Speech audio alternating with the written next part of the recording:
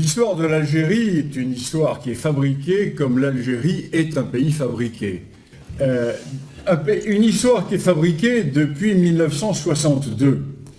Parce que ce pays qui a reçu ses frontières de la France, qui a même reçu son nom de la France, est un pays qui, à partir de 1962, va créer une histoire qui va être une histoire idéalisée et qui va permettre de réinterpréter des événements disparates du passé dans le sens d'une unité nationale qui n'a jamais existé. اسكت يا حبيبتي وش في بالك ما على بالناش؟ السلام عليكم، أنا محمد دومير وهذه حلقة من حلقات التاريخ الجزائري المجيد. وكما شفنا هذا قاوري دكتور في التاريخ وقال لك تاريخ الجزائر تاريخ ملفق، والجزائر كلها بلاد ملفقة صنعتها فرنسا وأعطتها اسمها وحدودها. وهذا فكرني بواحد الدكتور أنا بعثناه ديجا يعاود الابتدائي، واليوم حان دور الدكتور القاوري اللي ما جابش جديد يعاود في كلام ديغول. وكما قال الوزير قنديل اليوم نوضحوا له كلش ونجيبوا حتى الكازي جديسير تاعو، وهيا نقولوا بسم الله. نحطوا فيغورته هنا على جنب باه الكلام يكون موجه ليه ونبدو. هذا قاموس جغرافي إسباني مطبوع قبل 1830. في التعريف بالجزائر يقول تقع في شمال إفريقيا، يحدها من الغرب مراكش ومن الشرق تونس، ومشهورة بمصانع النسيج، وتنقسم إلى 6 مقاطعات اللي هما الجزائر وقسنطينة والتيطري ومعسكر وبلاد الزاب وبلاد القبائل. في وصفه للجزائريين قال شعب مسلم، شخصيتهم فيها قسوة ولا صلابة، وأجسامهم فيها قوة وطول، يهدروا اللغة العربية، وعددهم كشعب جزائري حوالي 1.5 مليون. هذا وصف للدولة الجزائرية ومختصر هويتها. وزيدوا واعطوني رايكم في هذا الوثيق. هذا توثيق لمعاهدة تجارية عام 1726 بين شكون وشكون؟ بين ليزيتا جينيرو والجمهورية الجزائرية. الجمهورية الجزائرية هنا فهمناها، واللي هي كنت تنكر في وجودها، هاي ديجا فضحاتك هنا. بصح اللي درنا معاهم معاهدة هذا مشكون اللي اسمهم ليزيتا جينيرو. انا ما عنديش دكتوراه في التاريخ كيفك، يعني كل مصطلح جديد لازم نتعب ونحوس عليه وحدي، ولكن هنا كانت صدمة. ليزيتا جينيرو هو مسمى قديم لفرنسا، وإن كانت في هذاك الوقت عبارة على 3 طبقات مجتمعية: نبلاء ورجال الكنيسة والشعب الفقير. وهذا في 3 عندهم ممثلين كشرائح مستقلة كل واحدة على الأخرى، في وقت وإن كانت كتب التاريخ تسمي الجزائر تسميها الجمهورية الجزائرية. يعني كي كنا احنا دولة موحدة انتم في فرنسا ما زلتوا ديزيتا جينيرو، وتقسمكم رسميا هذا الطبقية المجتمعية. ومن بعد كي درتوا الثورة وطيحتوا بالنظام الطبقي ودرتوا جمهورية، عاد ولت الكتب تقارنكم بالجزائر كجمهوريتين الند للند، كما هنا مكتوب مقارنة بين الجمهورية الجزائرية وجمهورية فرنسا. يعني هنا نقدروا نقولوا جمهورية الجزائر كلات المسخن كي زادت جمهورية فرنسا.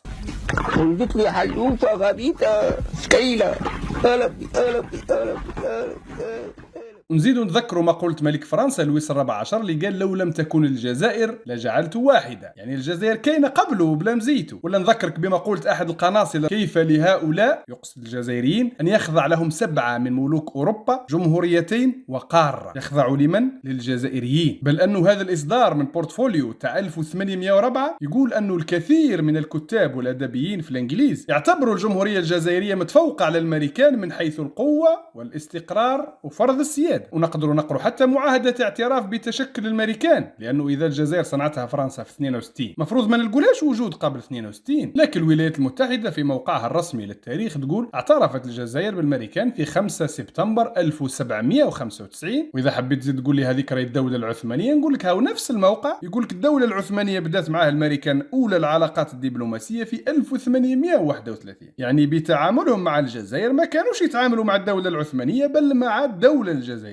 بل والمعاهدة هذه تاع الجزائر مع الأمريكان في 1795 رانا ديجا حكينا عليها من قبل بالتفصيل. هذا أفضل مثال، وهو معاهدة الجزائر مع الرئيس جورج واشنطن. كانت بنفس اللغة الرسمية اليوم، اللغة العربية، ولم تكن لا بالتركية ولا بالإنجليزية، ومؤرخة بالتاريخ الهجري الإسلامي. ونزيدوا أيضا نقتبسوا هنا من كتاب آخر قرينا منه في حلقة سابقة، خلينا نزيدوا نسمعوه مع بعض. طلعوا الملف المسمى Affaires étrangères Correspondance reçue du consulat d'Alger de 1642 حتى 1792. هذا الملف فيه نسخ من كل المراسلات اللي كانوا يبعثوها القناصلة الفرنسيين في الجزائر إلى عاصمتهم باريس. يعني المحتوى فرنسي 100% ودبلوماسي ورسمي 100%، لأنه كما قلنا كل عبارة فيه من القنصل الفرنسي بالجزائر إلى الرئيس الفرنسي في باريس. في الصفحة 6 خبر اليقين، نقرأ مع بعض: تتمتع الجزائر باستقلال كامل منذ حوالي 240 سنة، لذلك فإن السلام مع الجزائر والسلام مع الدولة العثمانية شيئان مختلفان تماما.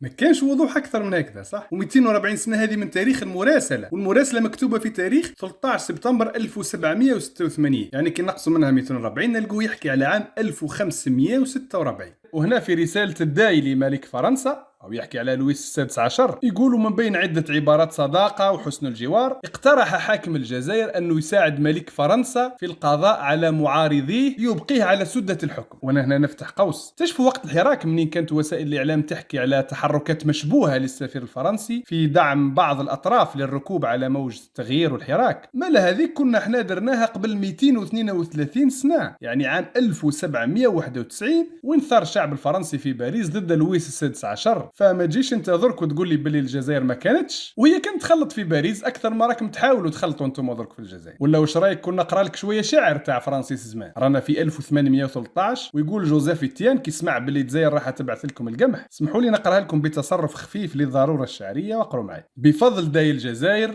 قريب تزدهر فرنسا، طلت رايا جون وشوف اذا وصلوا ولا مازال، المحاربين الجزائريين ابناء النصر ولا الانتصار راهم اشجع من جدودنا وعزاز على البطولات، طلت راه يا جون وشوف اذا وصلوا ولا مازال. وهذا النص التالي راح يفاجئكم، هذه مكتوبه ماهيش انا اللي قلتها، يعني المؤلف على باله باللي هذا خارق للعاده. قال لك بابا الكنيسه والذوق الاكبر وجمهوريه جنوه يقدروا يضموا اساطيلهم البحريه لاساطيل اسبانيا والانجليز وهولندا، بل وهذا محتم عليهم بعد التحالف اللي داروا ملك فرنسا مع الجزائريين في انتظار انه يتحالف مع الاتراك، يعني الاتراك زي والجزائريين زي. وهذا للناس اللي يحبوا يعتبروا الفتره العثمانيه انه لا وجود فيها للدوله الجزائريه. اما هذا المريض نفسيا كن نحبوا نقرأ آراء المؤرخين الفرنسيين فيه، نلقوهم الكل يجمعوا على أنه تافه كاذب، خاصة بعدما استدعته المحكمة الدولية في قضية الإبادة الجماعية في رواندا اللي راح ضحيتها مئات الآلاف من الأبرياء، وهو كان فرحان ويحاول في كل شهاداته أنه يبرئ اللي قتلوهم. بل وحتى في الأمم المتحدة في تقريرها تاع المؤتمر الدولي ضد العنصرية بهدلوه وحذروا منه كأكبر كاذب مروج لأفكار عنصرية على أنها تاريخ. وهذم طلاب في جامعة ليون في فرنسا استدعتهم المحكمة وغرمتهم 3000 أورو فقط على استشهادهم بكلام برنار هذا لنشر العنصريه. وهذه اللي قلت لكم في البدايه اني جبتها صفحه من الكازي جوديسير تاعو في 2003، سمى السيده وعنده باع طويل في العنصريه والقذف والافتراء، وما نعرف كيف هذا عنده جنسيه مزدوجه لانه فرنساوي مروكي وزايد في مكناس. زعما خوتنا في المروك خاطيهم الافتراء على تاريخ الجزائر. في الاخير اللي شفتوه كامل ماهوش رد عليه لانه الوجوه الواقحه لا تستحق الالتفات، بل درناه سبه فقط باه نديروا مذاكره ولا مراجعه لنا احنا بيناتنا، باه كشباب كي نسمعوا مثل هذه الافتراءات نكونوا محصنين وشجرتنا عروقها متينة ما يهزها ريح. والسلام عليكم ورحمة الله وبركاته.